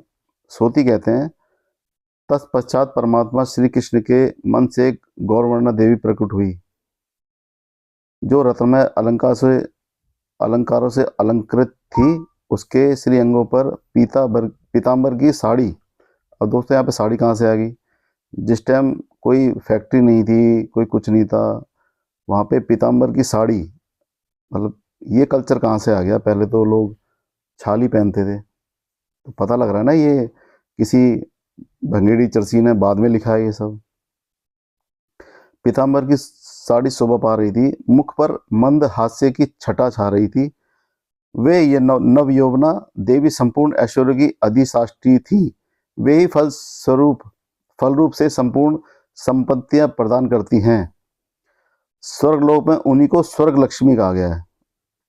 दोस्तों बस कुछ नहीं, शब्दों को लपेट के लंबा चौड़ा मतलब कान को लंबा करके पकड़ा है। यहाँ पे लक्ष्मी पैदा कर दी है, वो सारी संपत्तियों की मालकिन लक्ष्मी है, वो भी सिर्फ हमारे देश में। अब ऐसी लक्ष्मी को अमेरिका में कोई नहीं जानता, रूस में कोई नहीं जानता, सिर्फ हमारे देश भारत में ही लक्ष्मी को जानते हैं कि भाई वो धन की देवी हैं। और हमारा देश कितना पिछड़ा हुआ है एक हमारे धन की देवी होने के बाद भी। चलो दोस्तों, लक्ष्मी को यहाँ पैदा कर दिया इन लोगों ने। आगे बढ़ते हैं। श्री हरि के सामने खड़ी होकर उन साध्वी लक्ष्मी ने उन्हें हाथ जोड़कर प्रणाम किया। उनकी ग्रीवा भक्ति भाव से झुक गई और उन्होंने उन परमात्मा भगवान श्री कृष्ण का स्तवन किया, यानी कि उन्होंने श्री कृष्ण का स्तुति की। महालक्ष्मी बोली, जो सत्य स्वरूप, सत्य के स्वामी और सत्य के बीज हैं, सत्य के आधार, सत्य के ज्ञाता, सत्य के मूल हैं, उन सनातन देव श्री कृष्ण को प्रणाम करती हूँ। यूं कहकर श्री हरि को मस्तक नवाकर तपाए हुए स्वर्ण की सी कांति वाली लक्ष्मी देवी दसों दिशाओं को प्रकाशित करती हुई सुखासन पर जाकर बैठ गई। अब यहाँ पे लक्ष्मी जी पैदा हो गई हैं। चलो अब आगे बढ़ते हैं। तदंतर परमात्मा श्री कृष्ण की बुद्धि से सबकी अधिष्ठात्री देवी ईश्वरी मूल कर्ती का प्रादुर्भाव हुआ। अब यहाँ पे एक और पैदा कर दिए श्री कृष्ण ने बुद्धि से। अब श्री कृष्ण की बुद्धि से अधिष्ठात्री देवी ईश्वरी मूल कर्ती का प्रादुर्भाव हुआ। सुतप्त कांचन की कांति वाली वे देवी अपनी प्रभा से करोड़ों सूर्य का तिरस्कार कर रही थी। अब देखो, एक सूर्य नहीं, दो सूर्य नहीं, करोड़ों सूर्यों का तिरस्कार कर रही थी। यानी कि वो इतनी चमक रही थी कि करोड़ों सूर्य भी की भी बेइज्जती कर रही है वो। तिरस्कार यानी कि उनको भी नीचा करके दिखा रही है, यानी उनसे भी ज़्यादा वो चमक रही थी। अब दोस्तों शब्दों को पेलने में क्या जा रहा है, मैं पेल दूं। कितनी बड़ी बड़ी गपोड़ लीलाएं। उनका मुख मंद मंद मुस्कुराहट से प्रसन्न दिखाई देता था। नेत्र शरत काल के प्रफुल्ल कमलों की शोभा को मानो छीन लेते थे। उनके सिर अंगों पर लाल रंग की साड़ी शोभा पाती थी। अब फिर एक और साड़ी ले आए। तो दोस्तों क्या है, वहां पे कोई बढ़िया कोई साड़ी की दुकान थी क्या, कोई ब्रांडेड? वे रत्नमय आभूषणों से विभूषित थी। निद्रा, तृष्णा, क्षुधा, पिपासा, दया, श्रद्धा और क्षमा आदि जो देवियां हैं। अब दोस्तों यहाँ पर है ना, यानी नींद भी एक देवी है, तृष्णा भी एक देवी है, क्षुधा भी एक देवी है, पिपासा भी एक देवी है, दया भी एक देवी है, श्रद्धा और क्षमा ये भी देवियां हैं। यानी कल को मैं बोल दूं मेरा मेरा ये पलंग देवता है, मेरी ये कुर्सी देवी है, मेरा हेलमेट देवता है, मेरी मतलब ये आईना भी मेरा देवता है, मतलब मेरे कपड़े देव हैं, मेरा मेरा ये फ्रिज भी देवता है, पंखा भी देवता है। मतलब जिसका जो मन पेल रहा है वो, मतलब सबको देवियां बता दिया इसने। जो सिर्फ मतलब कर्ता कर्म है, मतलब जो एक सिर्फ एक सॉफ्टवेयर है उसको हार्डवेयर बता रहे हैं। चलो इनकी गपोड़ लीला में आगे बढ़ते हैं। समा और देवियां उन सब की तथा समस्त शक्तियों की वे ईश्वरी हैं और अधिष्ठात्री देवी हैं। उनकी 100 भुजाएं हैं। अब दोस्तों कहाँ कहाँ से पैदा हुई होंगी 100 भुजाएं, सोचो आप। मतलब मुंह से निकली होंगी या बालों की तरह पतली पतली भुजा थी। अगर अगर किसी औरत की 100 भुजाएं होंगी तो उसके तो दूसरे तो कोई शरीर का कुछ दिखेगा ही नहीं। तो यहाँ पे एक और गप पे लिए 100 भुजाएं हैं। वे दर्शन मात्र से भय उत्पन्न करती हैं, यानी मतलब उसके दर्शन से लोग डर जाते हैं। अब डरेंगे ही, ऑब्वियस सी बात है, किसी के 100 हाथ हो जाएं तो डर तो लगेगा ही। उन्हीं को दुर्गति नाशिनी दुर्गा कहा गया है। अब दोस्तों यहाँ पे दुर्गा को देखो, पहले मेरी एक कथा है जो ज्ञान गंगा वाली है, वहां पे ब्रह्म की पत्नी दुर्गा बताई गई है। अब यहाँ पर कृष्ण जी पैदा कर रहे हैं दुर्गा को, दुर्गनाशिनी दुर्गा। अब यहाँ पे अब उसको सच माने या इस कथा को सच माने। चलिए दोस्तों आगे बढ़ते हैं। वे परमात्मा श्री कृष्ण की शक्ति रूपता तीनों लोकों की पराजननी है। अब यहाँ पे भी इसको जननी बता दिया। त्रिशूल, शक्ति, शाक धनुष, खड़ग, बाण, शंख, चक्र, गदा, पद्म, अक्षमाला, कमंडलू, वज्र, अश्श, पाश, भुषुंडी, दंड, तोमर, नारायण शास्त्र, ब्रह्मास्त्र, रौदास्त्र, पाशुपतास्त्र, पार्चयास्त्र, वाणास्त्र, आग्नेयास्त्र तथा गांधारास्त्र, इन सबको हाथों में धारण किए हुए श्री कृष्ण के सामने खड़ी हो प्रकृति देवी ने प्रसन्नतापूर्वक उनका स्तवन किया, यानी कि इन्होंने भी उनकी स्तुति की। दोस्तों इतनी लंबी लंबी छोड़ी है, अब देख रहे हो, इतनी तरह से बोलने भी नहीं आ रहे, इन्होंने इतने गप पे लिए हैं। अब ये क्या होता है, आम लोगों की समझ में आता नहीं है, और जो समझ में नहीं आता जय हो जय हो जय हो करके उसकी मतलब स्तुति करना स्टार्ट करते हैं कि भगवानों ने लिखी है, ये भगवान की लिखी हुई है। और ये गप है ना, कोई भगवान नहीं आया लिखने के लिए, कोई भंगेड़ी चरसी बैठ के दम मार के बैठा हुआ था, खाली उस पर कोई काम नहीं था, क्योंकि दान से इनका घर चल जाता है, दान से सबको दान दक्षिणा आ जाती है। लोगों को बेवकूफ़ बना रखा था, और भले बेचारे जो अनपढ़ गंवार लोग थे इनके चढ़ावा चढ़ा देते थे। इनके मेहनत करने के ये मेहनत करते थे नहीं, बैठ के इनके पास गप लिखने के अलावा कोई काम नहीं था, तो इन्होंने लंबी लंबी गप लिखी है। ये आपके सामने है, आप पढ़ोगे तो आपको पता लगेगा। अब इतने सारे नाम इन्होंने लिख दिए, मैं तो पचा भी नहीं पा रहा, क्या बोलूं, आप भी नहीं पचा पाओगे, क्योंकि ये मतलब साफ पता लग रहा है कितनी गपोड़ लीला है। चलिए दोस्तों इतने आगे बढ़ते हैं। इन सबको हाथों में धारण किए श्री कृष्ण के सामने खड़ी हो प्रकृति देवी ने प्रसन्नता पूर्वक उनका स्तवन किया, यानी स्तुति की। प्रकृति बोली, प्रभो मैं प्रकृति ईश्वरी, सर्वेश्वरी, सर्वरूपणी, सर्वशक्ति स्वरूपा कहलाती हूँ। यानी कि जो प्रकट कर रहा है उसको उल्टा वो अपना आइडेंटिफिकेशन दे रही है जो पैदा कर रहा है। अब दोस्तों ये बात पचने वाली है कि जो मुझे पैदा करेगा वही मुझे बताएगा। यानी कि जो जिसने मुझे पैदा किया मैं उसको बताऊंगा कि मैं क्या हूं। यहाँ पे मतलब वो अपनी वो बता रही है कि मैं सर्वशक्ति रूपा हूँ, कहलाती हूँ, मेरी शक्ति से ये जगत शक्तिमान है। यानी कृष्ण जी को बता रही है, जो कृष्ण जी के यहाँ से पैदा हुई है वही बता रही है कि मैं जगत शक्तिमान हूँ, तथापि मैं स्वतंत्र नहीं हूँ क्योंकि आपने मेरी सृष्टि की है।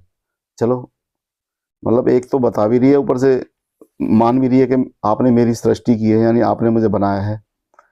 चलो इतना तो मान लेते हैं कि भाई इतना तो बोल ही रही है। अतः आप ही तीनों लोगों के पति, गति, पालक, सृष्टा, संहारक तथा पुनः सृष्टि करने वाले हैं। अब दोस्तों ये श्री कृष्ण ही सब कुछ करने वाले हैं, तो तीन ये काय को पैदा कर दिए, ब्रह्मा विष्णु महेश। सोचने वाली बात है। परमानंदी आपका स्वरूप है, मैं सानंद आपकी वंदना करती हूँ। प्रभु आप चाहें तो पलक मारते मारते ब्रह्मा जी का भी पतन हो सकता है, और जो भूभग की लीला मात्र से करोड़ों विष्णुओं की सृष्टि कर सकता है। यानी कि मतलब एक विष्णु से काम नहीं चल रहा, मतलब वो चाहे तो करोड़ों विष्णुओं की सृष्टि कर सकते हैं, यानी करोड़ों विष्णु पैदा कर सकते हैं वो। ऐसे आपके अनुपम प्रभाव का वर्णन करने में कौन समर्थ है। यानी कि अब दोस्तों गप लिखने में मतलब जो होते हैं ना, इस टाइप के लोग होते हैं जो प्रशंसा करने में बड़े माहिर होते हैं। तो अब जो लेखक है उसने इनको ऐसे ऐसे शब्द पेल रखे हैं जो आम बंदे की समझ में ही ना आए। चलो जी, वर्णन वर्णन करने में कौन समर्थ है, वो ये कह रही है कि मतलब आपकी मतलब आपकी तारीफ करने में कोई समर्थ नहीं है। आप तीनों लोगों के चराचर प्राणियों, ब्रह्मा आदि देवताओं तथा मुझ जैसी कितनी देवियों खेल खेल में ही सृष्टि कर सकते हैं। यानी कि आप खेल खेल में ही मुझ जैसी और ब्रह्मा जैसे देवी देवता को आप पैदा कर सकते हैं। आप परिपूर्णतम परमात्मा हैं, भली भांति स्तुति की योग्य हैं। यानी आप ही स्तुति की योग्य हैं, बाकी कोई योग्य नहीं है। विभो मैं आपकी सानंद वंदना करती हूँ। असंख्य विश्व का आश्रयभूत महान विराट पुरुष जिनकी कला का अंश मात्र है, उन परमात्मा भगवान श्री कृष्ण को मैं आनंद पूर्वक प्रणाम करती हूँ। ब्रह्मा विष्णु और शिव आदि देवता, संपूर्ण वेद, मैं और सरस्वती, ये सब जिनकी स्तुति करने में असमर्थ हैं तथा जो प्रकृति से परे हैं, उन आप परमेश्वर को मैं नमस्कार करती हूँ। अब दोस्तों इतनी लंबी चौड़ी पेल दी, डायरेक्ट चाहते तो ये भी तो लेते मैं आपकी वंदना करती हूँ। अब ये लेखक की सारी कहानी है, ये लेखक पेल रहा है जो कुछ पेल रहा है। ना तो कोई भगवान है, ना ईश्वर है, ना कुछ है, मतलब सिर्फ यहाँ पे गपोड़ चल रही है। वे तथा श्रेष्ठ विद्वान लक्षण बताते हुए आपकी स्तुति करने में मैं समर्थ नहीं है। वे तथा श्रेष्ठ विद्वान लक्षण बताते हुए आपकी स्तुति करने में भी समर्थ नहीं है। मतलब वो कोई आपकी मतलब स्तुति करने में समर्थ नहीं है। भला जो निर्लक्ष्य है उनकी स्तुति कौन कर सकता है। यानी जिनका कोई लक्ष्य ही नहीं है, जो निर्लक्ष्य है उसकी स्तुति कौन कर सकता है। ऐसे आप निधि परमात्मा को मैं प्रणाम करती हूँ। चलो जी, ऐसा कहकर दुर्गा देवी श्री कृष्ण को प्रणाम करके उनकी आज्ञा से श्रेष्ठ रत्नमय सिंहासन पर बैठ गई। यानी वहां पर सब सिंहासन पहले ही, यानी कि किसी अच्छे मतलब कि सिंहासन बनवाने वाले से सारे सिंहासन बनवाए होंगे, वहां स्थापित किए होंगे। पता नहीं दोस्तों, ये सिर्फ कल्पनाओं में चल रहा है। चलो ये सिंहासन बैठ गई। जो पूजा काल में दुर्गा द्वारा किए गए परमात्मा श्री कृष्ण के इस स्तोत्र का पाठ करता है। देखो यहाँ पे भी एक द्वारा लालच दे दिया। जो पूजा काल में दुर्गा द्वारा किए गए परमात्मा श्री कृष्ण के स्तोत्र का पाठ करता है वह सर्वत्र विजयी और सुखी होता है। दुर्गा देवी उसका घर छोड़कर कभी नहीं जाती, यानी वहीं पड़ी रहती है बिना किराए के, वो घर छोड़कर नहीं जाती। यानी इतने करोड़ों घर हैं दोस्तों, अब एक दुर्गा कितने घरों में रहेगी। अब कितनी लंबी लंबी छोड़ रहा है ये बंदा। ये ये चरसी भंगेड़ी गंजेड़ी। वह भव सागर में रहकर भी अपने सूर्य से प्रकाशित होता रहता है, अंत में श्री हरि के परम धाम को जाता है। दोस्तों थका दिया इसने, मतलब कैसे पढ़ लेगा कोई इतने इतने मोटे मोटे ग्रंथों को कैसे पढ़ लेगा, और इनकी गप्पों को कैसे सहन कर लेगा, कैसे उनका दिमाग काम कर जाएगा। दोस्तों कैसे करते होंगे ये। सोती कहते हैं, सोनक जी, तत्पश्चात श्री कृष्ण के जीवा के अग्रभाग से शुद्ध स्फटिक के समान उज्जवल वर्ण वाली एक मनोहारिणी देवी का प्रादुर्भाव हुआ, यानी कि देवी और पैदा हो गई, जो सफेद साड़ी पहने हुए सब प्रकार के आभूषणों से विभूषित थी, हाथ में जपमाला लिए हुई थी। उन्हें सावित्री कहा गया। साध्वी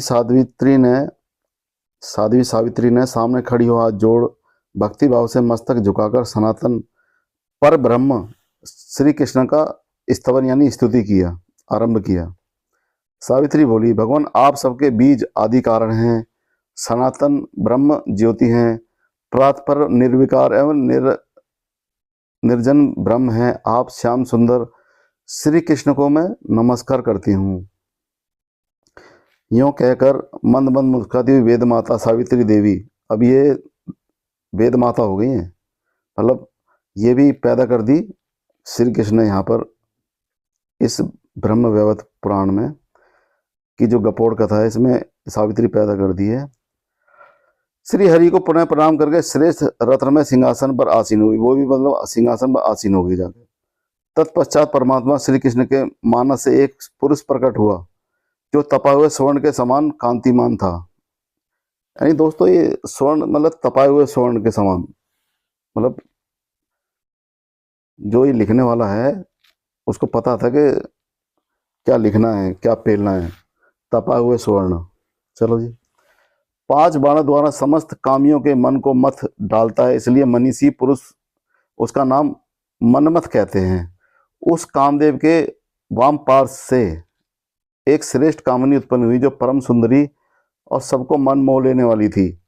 अरे कहने का मतलब ये बोलो ना कि सब सुंदरी पैदा हो रही हैं, इतनी लंबी लंबी गप पेलने की जरूरत क्या है। मंद मंद मुस्कुराती हुई सती को देखकर समस्त प्राणियों की उसमें रति हो गई। अब देखो, मंद मंद मुस्कुराती हुई सती को देखकर समस्त प्राणियों की उसमें रति यानी कि अब समझ सकते हो दोस्तों, सेक्सुअली मतलब लोग उससे प्रभावित हो गए, इसलिए मनीषी पुरुषों ने उसका नाम रति रख दिया। यानी उसको देख के सबकी इच्छा होने लगी तो उसका नाम रति रख दिया। अब रति का अब शब्द निकालेंगे ना तो रति क्रिया, रति कहीं ना कहीं आपको पता लगेगा ये सेक्स से जुड़ी हुई मतलब जुड़ा हुआ एक शब्द है, जैसे रति क्रिया में काम आता है। रति का मतलब इच्छा होना, सेक्सुअली इच्छा होना, तो उसका नाम रति रख दिया।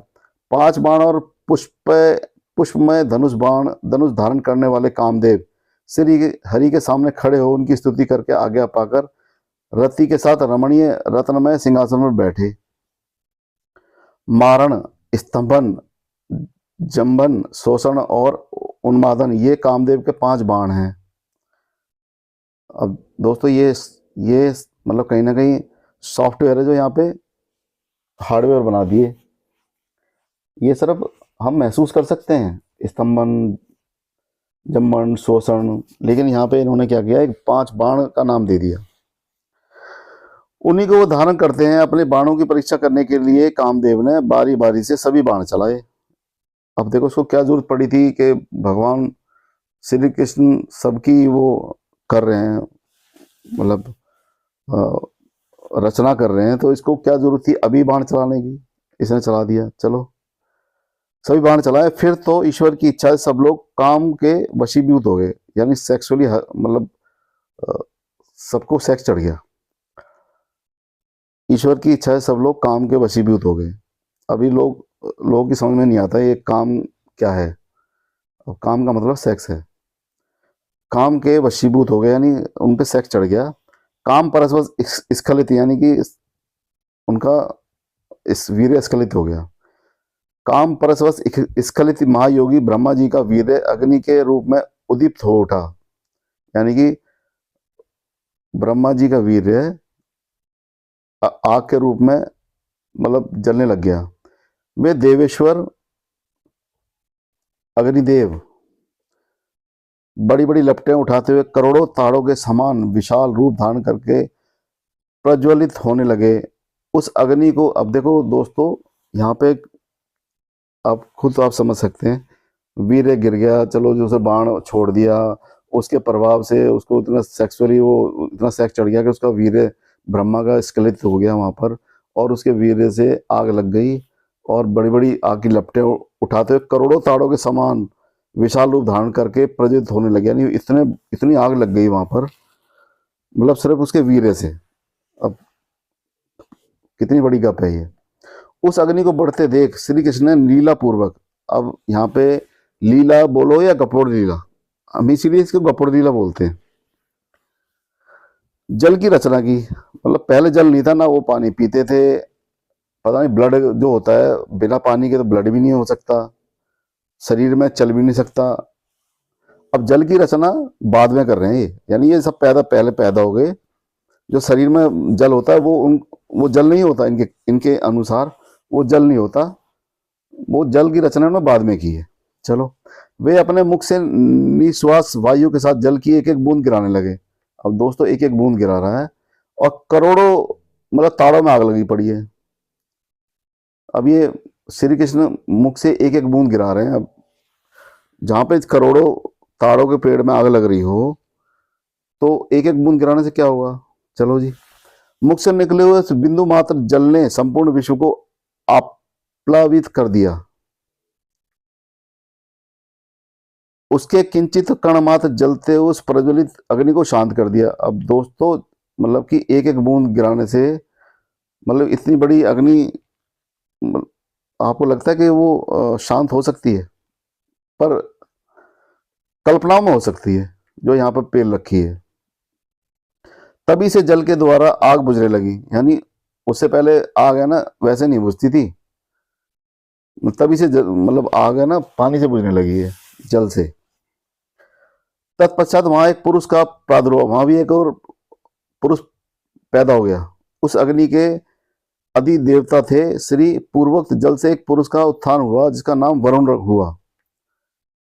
अब दोस्तों एक और जल देवता पैदा होगा, उसका नाम है वरुण। वे ही जल के अधिष्ठाता देवता और समस्त जल जंतुओं के स्वामी हुए। मतलब सर ये हमारे देश में हो रहा है, वरुण पैदा हो रहा है, कभी ये पैदा हो रहा है, किसी और देश में आप इनका नाम भी नहीं सुनोगे। जो भी हो रहा है, जो गफोड़ लीला के भी यहाँ पे लोग अनपढ़ गंवार है ना, और वो इनकी बातों को मान लेते हैं, तो ये जिस मर्जी को पैदा कर लेता है। अब इन्होंने यहाँ पे वरुण को पैदा कर दिया। वरुण मतलब जल का देवता। अब जलेश्वर वरुण के वाम पार से, इसके मतलब वाम पार से यानी लेफ्ट हैंड से एक कन्या प्रकट हुई जो वरुणा के नाम से, वरुणानी के नाम से विख्यात थी। वही वरुण की सती साध्वी प्रिया हुई, यानी उसकी पत्नी होगी। दोस्तों अब ये पत्नी खुद पैदा करते थे, अब पैदा करने वाला तो पिता होता है, ये लोग पैदा करने वाली से शादी कर लेते थे। दोस्तों क्या बोलूं, इन्होंने रिश्तों को भी तार तार कर रखा है। भगवान श्री कृष्ण की निश्वास वायु से श्रीमान पवन का प्रादुर्भाव हुआ, यानी अब एक और पवन भी पैदा हो गया जो समस्त देहधारियों के प्राण हैं। यानी उससे पहले वो सांस नहीं ले रहे थे, जितने भी देवी देवता इन्होंने अभी प्रकट करे हैं श्री कृष्ण जी ने, वो सांस नहीं ले रहे थे। यानी पवन जब पैदा हुआ, पवन देव पैदा हुआ, तब जाके सांस लेना स्टार्ट किया। चलो दोस्तों गपोड़ लीला में आगे बढ़ते हैं। प्रवास के रूप में उन्हीं की कला प्रकट हुई है। वायुदेव के वाम पार से कन्या प्रकट हुई। अब वायुदेव के फिर लेफ्ट साइड से एक कन्या, यानी कि मतलब ये लोग सिर्फ इसी तरीके से प्रकट कर रहे हैं। जो वायु पत्नी वायवी देवी का मतलब, अब उसने भी अपनी मतलब वायुदेव ने पैदा की और वायवी देवी पैदा कर दी उसने, मतलब अपनी बीवी। श्री कृष्ण का शुक्र जल में गिरा। अब श्री कृष्ण का शुक्र मतलब वीर्य जल में गिरा। वह 1000 वर्ष के बाद एक अंडे के रूप में प्रकट हुआ। अब दोस्तों 1000 साल ऐसे कट गए इनके एक पल में। जो लिख रहा था बंदा वहां बैठ के 1000 साल तक वो वेट करता रहा कि अब यहाँ पे मतलब श्री कृष्ण का वीर्य गिर गया है पानी में, अब 1 साल के बाद फिर मैं दोबारा लिखूंगा। चलो जी, अब 1000 साल के बाद एक अंडे के रूप में प्रकट हुआ, उसी से महान विराट पुरुष की उत्पत्ति हुई जो संपूर्ण विश्व के आधार है। उस उन विराट पुरुष के एक एक रोम कूप में एक एक ब्रह्मांड की स्थिति है। वे स्थूल से स्थूलतम हैं, उनसे बड़ा दूसरा कोई नहीं है। वे परमात्मा श्री कृष्ण के 16वें अंश हैं। अब श्री कृष्ण के 16वें अंश कौन है? उन्हीं को महाविष्णु जानना चाहिए। अब देखो दोस्तों, विष्णु तो ठीक था, अब यहाँ पे महाविष्णु भी एक और पैदा कर दिया। उन्हीं को महाविष्णु जानना चाहिए। वे ही सबके सनातन आधार हैं। जैसे जल में कमल का पत्ता रहता है, उसी प्रकार वे महानुभव के जल में शयन करते हैं। यानी कि वो विष्णु कोई और था, ये विष्णु महाविष्णु कोई और है। वो बाद में पैदा होने वाला महाविष्णु पैदा हुआ। चलो जी, उनके शयन करते समय कानों के मल से, अब यानी कि वो लेटे हुए थे, उनके कानों के मल से 2 दैत्य प्रकट हुए। यानी कि उसके कान के मैल से 2 दैत्य प्रकट हो गए। वे दोनों जल से उठकर ब्रह्मा जी को मार डालने के लिए उद्धत हो गए। यानी कि बिना कुछ कहे ब्रह्मा जी से उनकी क्या दुश्मनी थी जो मतलब पैदा हुए और ब्रह्मा जी को मारना चल दिए। तब भगवान नारायण ने उन दोनों को अपने जगन देश में सुलाकर, यानी अपने देश में जगन देश में सुलाकर चक्र से काट डाला। उस टाइम चक्र भी हुआ करते थे दोस्तों, अब कौन सी धातु के होते थे ये पता नहीं। और निर्मित उन दोनों के संपूर्ण मेदे से सारी पृथ्वी निर्मित हुई, जिसका नाम मेदिनी हुआ। यानी कि जब चक्कर से काट डाला भगवान नारायण ने उन 2 मतलब दैत्यों को, तो उन्हीं के मतलब उन्हीं से ये सारी प्रकृति मतलब पृथ्वी निर्मित हुई, जिसका नाम मेदिनी हुआ। उसी पर संपूर्ण विश्व की स्थिति है। उसकी अधिष्ठात्री देवी का नाम वसुंधरा है। दोस्तों अब मैं आगे पढ़ूंगा तो ये बहुत बड़ी हो जाएगी वीडियो, और इनकी गपोड़ लीला को कोई अंत नहीं है। मुझे ये इतना पढ़ना चाहिए था जिससे मैं आप लोगों की आंखें खोल सकूं, और इनके मतलब पुराण, वेद पुराण, जो भी ये गपोड़ लीला हैं उसके बारे में बता सकूं। मेरी इच्छा हुई तो मैंने ये आपको पढ़ के सुना दिया।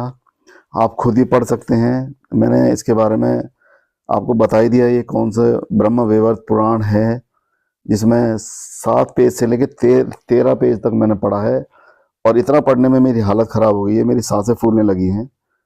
दोस्तों इतना ही कहना चाहूँगा कि एक काम करने वाला आदमी जो अपने गृहस्थी को संभालता है, उसके बस की नहीं है ना पढ़ना और ना ही सुनना। लेकिन ये गपोड़ी जो हैं, जितने भी गपोड़ पेलते हैं, इनके पास इनका दिमाग बड़ा, क्योंकि सब कुछ खाते थे, इनको दान में भीख में मिलता था सब कुछ। जो मन में आया खाते थे, जो मन में आया करते थे। मतलब फ्री में बैठे हैं तो गपोड़ लिख रहे हैं, तो उसी का ही गपोड़ का थोड़ा सा ही ये अंश था दोस्तों। और मैं बस इतना ही कहना चाहूँगा कि आप भी पढ़ें और आप भी देखें कि ये जितनी गपोड़ लीला है, क्या ये विज्ञान के मतलब उस पर खरी उतरती हैं, या तर्क वितर्क में ये कहीं पे भी टिकती हैं, या फिर ये सिर्फ गपोड़ लीला है। क्योंकि दोस्तों ये गपोड़ लीला कर करके, कथाएं कर करके, ये मांगने वाले लोगों को बेवकूफ़ बनाते हुए आ रहे हैं, आम जनता को बेवकूफ़ बनाते हुए आ रहे हैं। दोस्तों ये मेरा छोटा सा प्रयास है कि आप लोग पाखंड से बचें, अंधविश्वास से बचें, और जो विज्ञान की कसौटी पर खरा उतरता है उस पर ही भरोसा करें, उस पर ही विश्वास करें। इन गपोड़ लीलाओं पे विश्वास करके अपना समय और अपना पैसा बर्बाद ना करें। और इसी के साथ दोस्तों मैं अपनी वीडियो को यहीं पे विराम देता हूं, और आप सभी से विनती करता हूं कि आप लोग मेरे इस चैनल जन जागरण को सब्सक्राइब करें, इस चैनल को शेयर करें और लाइक करें, और जितना ज़्यादा हो सके लोगों में जागरूकता फैलाएं। दोस्तों कहीं ना कहीं ये एक जन जागरण जो है लोगों के हित में करने वाला कार्य है। तो दोस्तों इसी के साथ मैं अपनी वीडियो को ही विराम देता हूं, और आप सभी के भविष्य की, उज्जवल भविष्य की कामना करते हुए इस वीडियो को मैं यहीं पर समाप्त करता हूँ, और इस वीडियो में मेरे साथ यहाँ तक बने रहने के लिए, लास्ट तक बने रहने के लिए आप सभी का बहुत बहुत धन्यवाद।